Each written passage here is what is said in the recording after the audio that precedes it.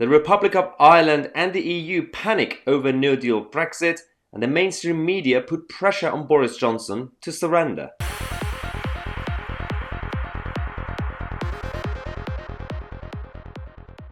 Hello everyone and welcome to the second video of the day. Ireland and the EU are all over the place. They're all panicking. You would think that with the news that came out the last couple of days about Dominic Cummings and Lee Kane leaving Downing Street, the EU would be slightly more confident and calm about how the Brexit trade talks are going in their favour, because everybody's speculating that with the Brexit side, Cummings and Kane and everyone losing control of Downing Street, that means Brexit is now ruined. But that's not how they're feeling in the EU. So, as you know, Ireland, well, the Irish government are the EU's puppets, especially the Foreign Minister, Simon Coveney, who, they sent him around every now and then in the past to go on various media outlets across Europe, especially in the UK, to use certain lines to put pressure on the government. They've done it again. So they've sent him to go on Sky News and to talk about the trade talks in the last few weeks, because obviously now we're reaching the deadline. I think he just got slightly confused, because on the one hand, unless this was their intention, on the one hand, he threatened the UK. On the other hand, he panicked about a no deal. First, he talked about the Irish border and the internal market bill. If the British government is determined to continue with their internal market bill, to reintroduce parts of that bill that were removed by the House of Lords this week, then I think this is a deal that won't be ratified by the EU, because there's no way the EU will agree to ratify a new agreement if the British government is breaking the existing agreement that's not even 12 months old and breaking international law by doing that. So there are real obstacles here to getting this deal done. But having said that, the cost for everybody of not getting a deal done, I hope, will be enough to ensure that both negotiating teams find a way of getting a compromise that they can both live with. Okay, so apparently, according to Simon Coveney, it can't get ratified. And even if it happens in a no-deal scenario, the internal market bill will damage the whole relationship and there will be a hard border. Even though the UK have already said we're not going to put up a hard border, and the Republic have already put up a hard border because of the lockdown. I don't understand what they're saying in Ireland right now, the Irish government. And then he said this. He followed it up by saying that, now that I think about it, actually, no deal is a bad idea. Guys, we should sign a deal. This is very difficult, but it's also very doable. And I think the consequences of not getting a trade deal and a future relationship deal, of course, which goes beyond trade, because there's a whole range of other things that the EU and the UK need to facilitate each other on as well.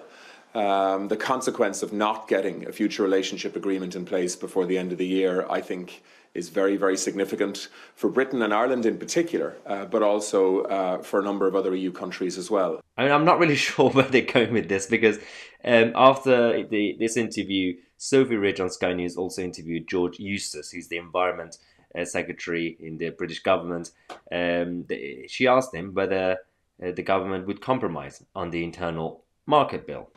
Yes, we will be putting those measures back, because they are very important. They just really bring clarity to mechanisms that are already in the withdrawal agreement. There's already an Article 16 that enables us to act unilaterally when we need to in order to protect the economy of Northern Ireland. And in addition as well, there's a commitment to good faith, which obviously we need the ability to implement. Well, that's quite clear that the government are not changing their mind on this issue. So if that means there's not going to be a trade deal, then oops, I'm sorry about that, Ireland and the EU, because this is your fault. You started this. Second issue is that Sophie Ridge also asked George Eustace, is this going to be problematic now that Lee Kane and Dominic Cummings have left?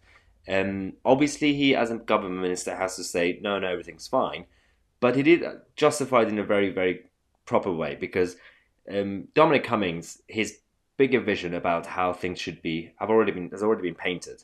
The details of all these negotiations, all these processes, actually goes to Lord Frost, David Frost. So he's been in charge. He almost left, apparently. He almost resigned a couple of nights ago because of Lee Kane, his ally. But he's staying in the job, and that's what George Eustace said.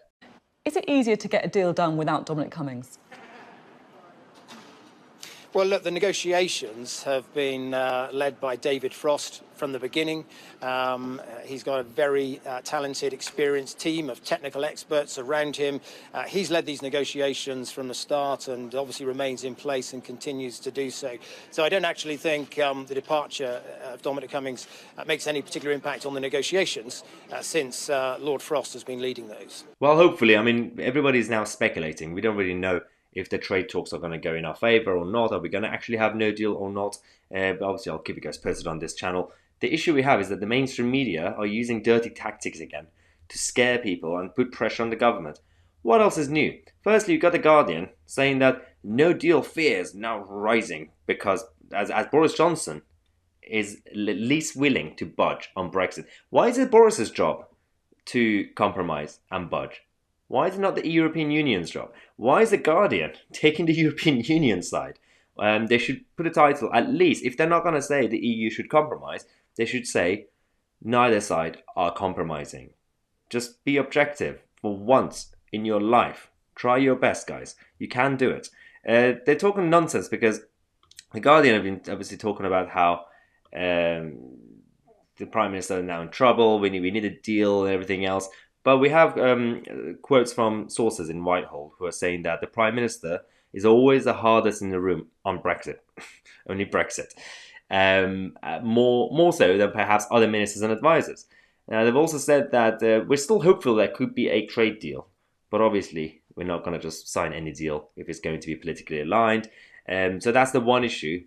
But The Guardian are not really kind of concerned about that when it comes to the headline. But also pro-Brexit donors who helped Boris Johnson to become party leader and prime minister are also kind of panicking because what if actually Boris messes up the Brexit trade talks? They've said that it's been astonishing, actually. I've never seen a government that has been less in touch with any of its fingers, to be fair, the good thing about these quotes is that we've been hearing a lot about Tory donors who are kicking off, and they're absolutely right. Some of them are quite robust in their language as well. But the issue we have is that is anyone actually in Downing Street and CCHQ, the Tory HQ, are actually listening? Because they have lost a number of donors, especially with the new parties emerging, the Reform UK, even Lawrence Fox's Reclaim Party. So not surprised that they're quite upset, but they just want to make sure that at least Brexit goes the right way. Now, another outlet, The Independent, are also cheeky. So their headline says, the trade deal may not succeed before the end of the year, according to the UK's chief Brexit negotiator.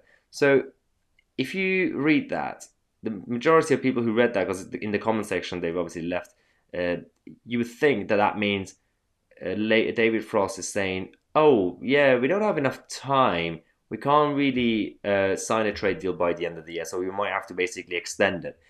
That's not what David Frost actually said. This is a tweet that obviously he sent out this morning.